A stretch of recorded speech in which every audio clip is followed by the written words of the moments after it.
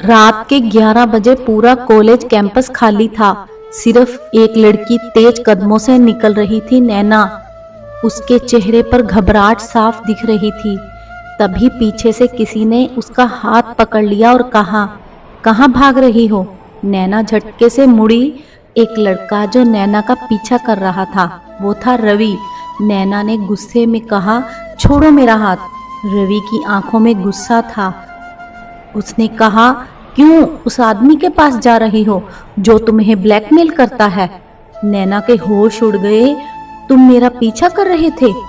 रवि ने उसका हाथ और कस के पकड़ लिया। हाँ, क्योंकि तुम सच नहीं बता रही थी। नैना ने जोर से खुद को छुड़ाने की कोशिश की। ये मेरी जिंदगी है। अचानक रवि ने उसे दीवार के साथ चिपका दिया।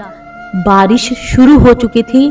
दोनों की सांसें तेज थी। नैना की आंखों में गुस्सा और डर, रवि की आंखों में पागलपन था। रवि ने कहा, मैं खेल नहीं खेल रहा नैना, मैं सच में तुम्हें चाहता हूँ। कुछ पल के लिए सब कुछ रुक गया। सिर्फ बारिश की आवाज थी। नैना की आंखों में आंसू आ गए। नैना ने कहा, मैं एक क्रिमिनल की बेटी हूँ। मेरे पापा ने कई लोगों को बर्बाद किया है और वो आदमी उनके सारे राज जानता है। अगर मैं किसी के करीब आई तो वो सबको बता देगा। रवि ने गहरी सांस ली, फिर धीरे से उसके करीब आया और बोला, तो क्या हुआ? नैना चौंक गई। क्या? रवि ने कहा, तुम अपने पापा नहीं हो और तुम्हारा पास्ट तुम्हें डिफाइन नहीं करता।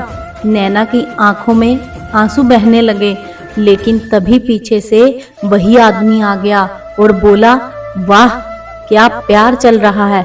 उसके हाथ में गन थी। लड़की को मेरे हवाले कर दो।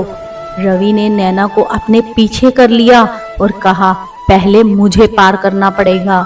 आदमी हंसा और बोला, हीरो बन रहा है, और उसने गोली चला दी। नैना चीख पड़ी, रवि! रवि जमीन पर गिर गया। खून बहुत बह रहा था। नैना रोते हुए उसके पास बैठ गई और कहा, तुम पागल हो क्या? क्यों किया ये सब? रवि हल्की सी मुस्कान के साथ बोला, क्योंकि पहली बार किसी को सच में चाहा है। नैना ने गुस्से में आंसू पोंछे और अचानक उठी। उस आदमी के सामने खड़ी हो गई। अब बहुत हो गया। आदमी हंसा। और क्या? तू क्या करेगी?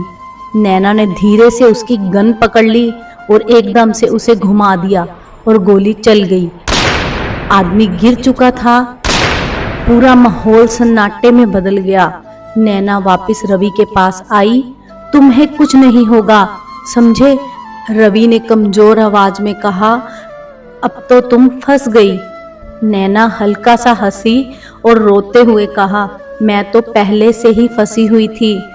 कुछ महीने बाद कॉलेज का वही कैंपस, लेकिन इस बार नैना और रवि साथ बैठे थे। नैना मुस्कुरा रही थी और रवि उसे देख रहा था। रवि ने पूछा, तो अब भी मैं पराया हूँ? नैना ने उसका हाथ पकड़ लिया। नहीं, अब तुम मेरे हो। रवि हंसा, मतलब फाइनली फंस ही गई। नैना ने धीरे से उसके कंधे पर सर रख दिया और कहा, हाँ, लेकिन इस बार अपनी मर्जी से।